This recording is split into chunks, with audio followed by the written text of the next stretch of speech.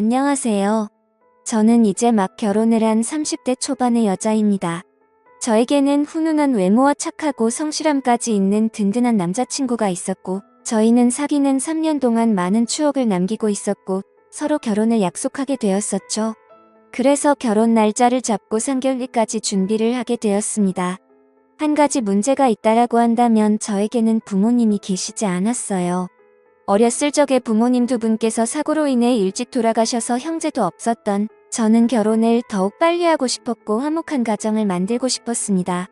그래서 사회생활을 하면서 조금씩 모은 돈과 남자친구가 모은 돈을 합쳐서 저희는 20평대의 아파트를 사게 되었죠. 물론 대출이 대부분일 정도로 빚을 많이 졌어야 했고, 처음 가지게 된 집과 남편이 될 남자친구와 둘이 오순도순 살아갈 앞으로의 행복한 미래를 꿈꾸게 되었습니다. 어릴 때부터 부모님의 사랑을 못 받고 자라서 그런 건지 가족애가 뭔지 잘 몰랐던 저는 남자친구의 부모님께 친근하게 다가가거나 하는 방법을 잘 몰랐었습니다. 그래서 다른 평범한 여자들처럼 남자친구 부모님께 애교 있게 전화드리는 일도 당연히 없었던 거죠. 남자친구의 과거 여자친구들과 조금 달랐던 저이지만 남자친구는 제가 처했었던 환경을 잘 알고 있었던 사람이었습니다. 그래서 늘 자신의 부모님에 대해 좋으신 분들이라며 편하게 마음 가져도 된다며 제게 안심을 시켜주고는 하였습니다. 아무튼 그렇게 시간이 흘렀고 약속된 상견례 날이 다가왔습니다.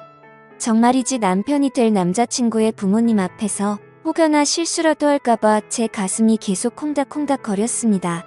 긴장을 많이 하게 되어서 심호흡도 길게 쉬어보고 청심환도 먹고 달달한 사탕도 씹어보며 남자친구의 부모님을 기다리게 되었었죠.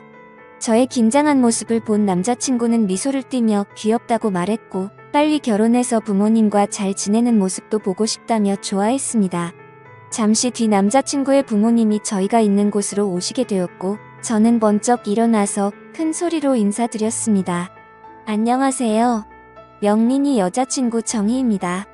너가 정혜니? 역시 영린이한테 들은 얘기처럼 예쁘고 착해 보이는구나. 남자친구의 부모님은 저를 환하게 맞아주셨고 제가 어색하지 않게 농담도 해주시면서 분위기를 편하게 만들어주셨습니다. 까다롭지 않아 보이는 어머님과 남자친구와 쏙 빼닮은 외모에 잘생긴 아버님까지 보면서 기분이 좋아지더라고요. 저는 앞으로 예비 시부모님과 사이좋게 지낼 생각에 더욱 행복한 결혼 생활을 꿈꾸게 되었습니다. 그렇게 결혼을 앞두고 설레임에 기쁜 나날을 보내고 있었을 때였습니다. 어느 날 제가 회사를 마치고 집에 돌아왔는데 남자친구가 시무룩한 목소리로 전화를 걸었습니다. 자기야, 무슨 일 있어? 목소리가 왜 그래? 그러자 남자친구는 나 할 말이 있는데 잠깐 들리게. 괜찮지? 라고 말하더라고요. 평소 활기찬 목소리였던 남자친구가 풀이 죽은 듯한 목소리라 걱정이 되었습니다. 그런 적은 처음이었고 그래서 좋은 일은 아닌 것만 같아 불안한 기분이 들었습니다. 곧이어 남자친구가 제가 혼자 살고 있는 집에 들어왔습니다. 저희가 대출을 받아서 살 아파트에 우리 부모님도 모시고 살아야 할 것 같다고 하더라고요. 그게 무슨 말이야? 부모님은 살고 있는 집 있으시다고 하지 않았어. 사실은 아버지가 예전에 사업하시다가 빚이 생겼었는데 금액이 점점 커져버려서 집을 내놓으셔야 된다고 하셔. 미안해 정희야. 사실 남자친구 목소리를 듣고 이별을 고하는 건 아닐지 너무 걱정했었는데 그건 아니어서 뭐든지 다 괜찮다고 생각이 들더라고요. 하지만 그럼에도 불구하고 솔직한 마음으로는 남자친구의 말을 듣고 당황하긴 했지만 애써 괜찮게 생각하려고 했습니다. 남자친구의 마음도 이해가 가고 시부모님들이 안쓰럽게 느껴지기도 했고 어렸을 때부터 부모님이 일찍 돌아가셔서 부모님의 품이 늘 그리웠던 저였던지라 시부모님과의 동거에 대한 설레임도 생기게 되었습니다. 그래서 대답했죠. 응, 그래, 괜찮아. 시부모님들 좋으신 분들 같고 같이 살다 보면 편해지고 즐거운 날도 많겠지. 그러자 남자친구는 이해해줘서 정말 고맙다면서 최대한 빨리 독립을 할 수 있게 자신이 노력하겠다며 평생 행복하게 해준다고 말하더군요. 그렇게 이후 계절이 바뀌었고 저와 남자친구는 예정대로 결혼식을 올리게 되었습니다. 신혼여행을 다녀오고 시부모님과 함께 살 아파트도 들어가게 되었습니다. 제가 이사를 온 아파트는 방이 3개였지만 큰 평수가 아니라서 그런지 화장실은 하나인 집이었었죠. 그래서 조금 불편할 거라고 생각했지만 서로 순서를 지켜가며 보리를 보니 금세 적응이 되어 가더라고요. 저는 남편보다 2시간 정도 퇴근이 빨랐었고 제조업 공장에 다니시는 시어머니는 남편과 비슷하게 퇴근을 하시고는 했습니다. 그런데 사업을 하시던 아버님은 그때 당시 사업이 망해서 그랬던 건지 건강이 많이 안 좋아져서 집에만 계신 지 오래된 상태이셨고 어머님만 일을 하고 다니셨던 사실을 제가 알게 되었습니다. 그래서 제가 퇴근을 하고 집에 들어오면 아버님이 거의 집안에 계셨습니다. 그러던 중 하루는 제가 퇴근하고 집에 왔는데 화장실이 너무 급해서 집에 오자마자 화장실로 들어갔었죠. 시원하게 보리를 보고 밖에 나왔는데 그때 아버님이 방에서 거실로 나오시더라고요. 그래서 뒤늦게 인사를 드렸습니다. 잠시 후 저는 아버님께 저녁 식사를 준비해 드리려고 나왔는데 아버님께서도 소파에 나와 계셨습니다.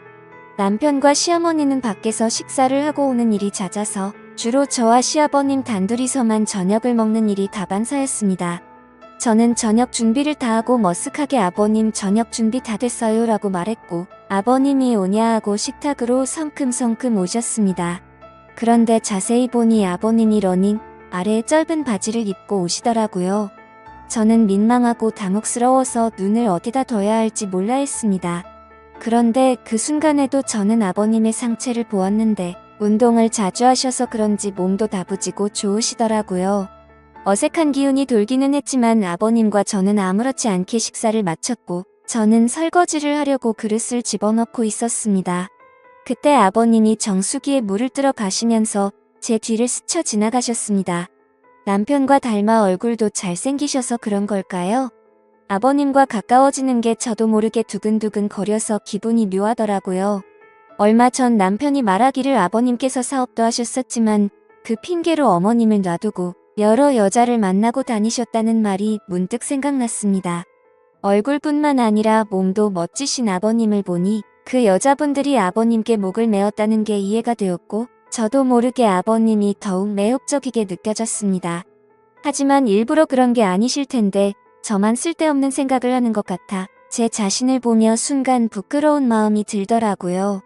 아무튼 그래서 억지로 다른 생각을 하면서 설거지를 하고 있었는데 그때 저의 뒤로 아버님이 오셨습니다. 회사 다녀와서 힘들 텐데 매번 식사에 설거지까지 하느라 힘들겠구나. 오늘은 내가 도와줄게 하고 본인이 설거지를 하신다고 말하셨습니다. 저는 괜찮다 하며 돌아서서 설거지를 하려고 하는데 자꾸 가까워지니까 기분이 묘해졌습니다. 순간 저희 둘은 눈이 마주쳤고 정적이 흐른 후 말도 안 되는 실수를 저지르고야 말았죠. 아버님은 다부진 몸처럼 과격한 남자였습니다. 정말 누가 봐도 욕을 할 거란 걸 잘 알지만 정신이 나갔던 건지 그 순간만큼 마음이 이끄는 대로 사고를 치고야 말았습니다. 폭풍 같은 시간이 지나가고 서로가 민망해져서 평소 때처럼 각자의 방으로 들어가 버렸습니다. 다음날 아버님이 제 눈을 잘 마주치지 않으시더라고요. 저도 다음날 머쓱한 표정으로 아버님과 인사를 나누게 되었죠. 앞으로 둘이 있어야 하는 시간이 많은데 저희 둘은 어떻게 되는 걸까요? 남편과 시어머님에게 죄를 짓는 기분에 머리로는 안 된다고 하지만 마음은 요동치는 게 정말 머리가 복잡하네요. 저는 어떻게 해야 될까요? 이미 물은 엎질러져 버렸고 아버님께 예전처럼 다시 돌아가자고 먼저 말하는 게 좋을까요? 이성과 본능 둘 중 무엇을 따라가는 게 맞는 건지 모르겠네요. 좋은 답변을 남겨주시면 감사하겠습니다. 오늘의 사연 여기까지입니다. 지금까지 읽어주신 모든 분들 감사합니다. 모두 행복한 하루 되세요. 감사합니다.